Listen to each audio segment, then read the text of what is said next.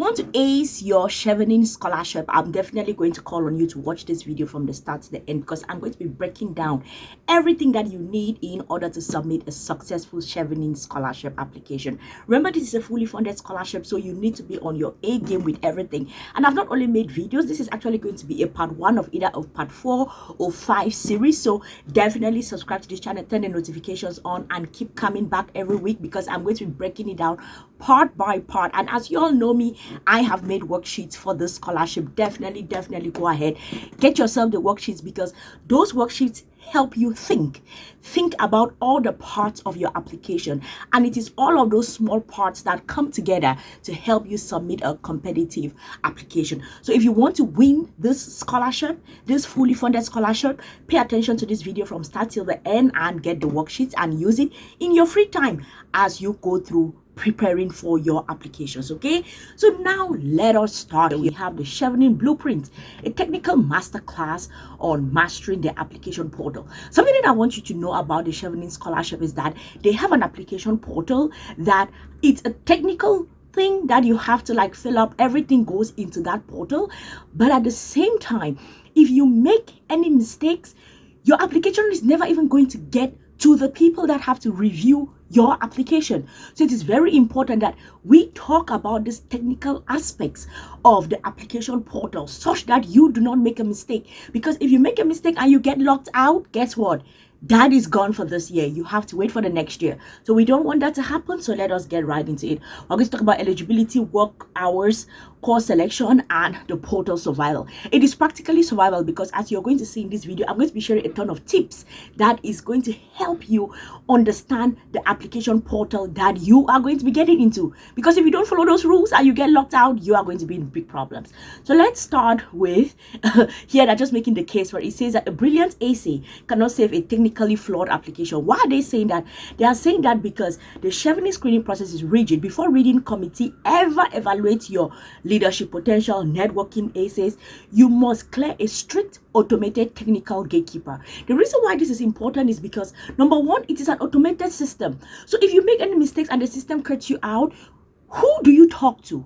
How do you resolve the problem? So it's very important that you understand this first of all as you are getting into your application. Okay, so let's talk about the 4 pillars of the eligibility, what you have to know and what the portal is going to be expecting you to have cleared out. Okay, number 1, citizenship. You must be a citizen of a Chevening eligible country.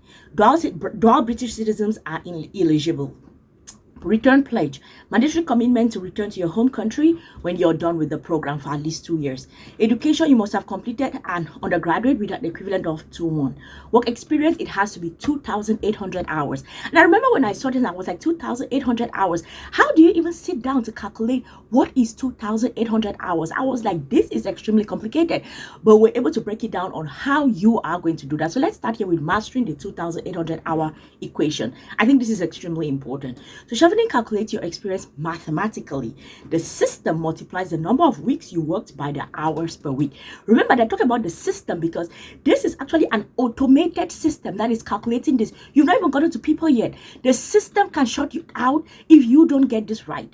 So you have the weeks worked. So the standard year is about 40 to 50 weeks. And then the hours per week, you have about 50 to 60 hours per week. So all of that you put together, it's going to come up with, the engine is going to do the calculation, and then it's going to figure out if you met 2,800 hours. So the goal, 2,800 hours locked across all your roles before the application deadline. So one of the things that you can be thinking about is, all right, is this like only full-time work? Is it like internships? That what counts as working hours that will be calculated in the system? So let us talk about it. So you have combining your hours across different roles. Full-time role, it is going to be calculated. Part-time roles, it can be calculated. Internships, it will be calculated. Volunteering, as long as, for example, they say here that unpaid volunteer work for charities or organizations is fully eligible. So if you did some volunteering work, you can count those hours. What is the exception here? They are, if you, as part of your course, let's say you had field work where you had to go out there and do something which is part of your course, you're getting sort of credits for it, they are not going to count that as part of your eligible working hours. So it is important that you sit and you sort of break down how exactly have you done in terms of full-time work, part-time work, volunteering, they are going to be internships, they are going to be counting all of that. Okay, so they're going to give you, actually, when you see they're going to give you 15 employment slots that you have to fill. The portal allows you to input up to 15 different work experiences. You must manually calculate and enter the average hours per week for each. The reason why I'm showing you this is because I want you to take a piece of paper, get the worksheets. I'm going to break it down there such that you can actually fill it up and calculate it, and we're going to do it together in the worksheet. So you'll go ahead and get the worksheets. But if you're not going to be getting the worksheets, get a separate piece of paper and write, they said it already, 15 slots. So write down everything that you have done. And then you're going to calculate the average hours that you are working per week. The warning here is that do not set unrealistic hours to hit the target.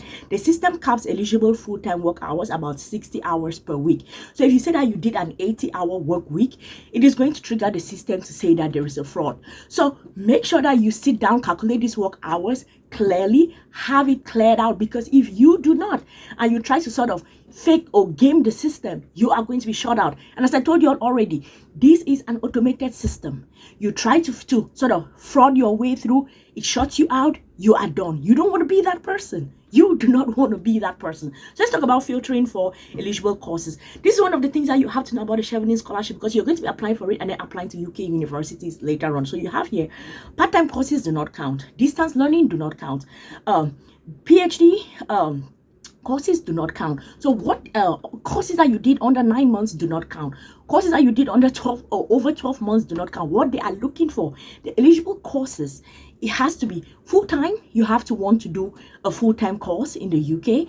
You want to have to start either by September or by October. It has to be a third master's degree program. In the US and the UK, they have the master's by research, as it is written here, it doesn't count. And then you have to do it in the UK. This is not a scholarship that you can get and be like, okay, I would like to distance learning it, I'm like to be in a different country and do it. You have to go to the UK throughout this program. Those are the only courses that you can choose to apply for this particular program. And then let's think about, okay, yes, you have those courses that you're going to be applying for, but what is like the strategy that can rather increase your chances of getting the scholarship? So they have the rule of three matrix, right? Strategy 1, which is a recommended strategy. You can choose 3 similar courses at different universities. For example, biology, different universities, right? So you have here, it maximizes flexibility and the chance of securing an unconditional offer. What you should not do is don't choose 3 different courses, biology, chemistry, physics, in one university, okay? It shows that you're deeply committed to a specific institution and it increases your chances of getting rejected. You definitely do not want to be the person that gets rejected because of this kind of a stupid mistake, because at the end of the day, there is no way that you're a physicist, you're a chemist, and you're a biologist at the same time. You are definitely specialized in one thing, and then you have to choose 3 different universities that you would like to study this at. A quick Google search is going to help you tell you what are the universities that offer those programs and why those universities, right? So now let's look at managing dual application timelines, because you're applying for Chevening, but you will also have to apply to UK universities. So it is very important that you get this sorted out. So you do not need university admission to submit your Chevening application in November. The deadline is coming up very soon. You don't need this admission yet. You only need to list the 3 intended courses and of course the universities that these courses are at, right? So in the Chevening portal, you'll just fill out the list and that is it.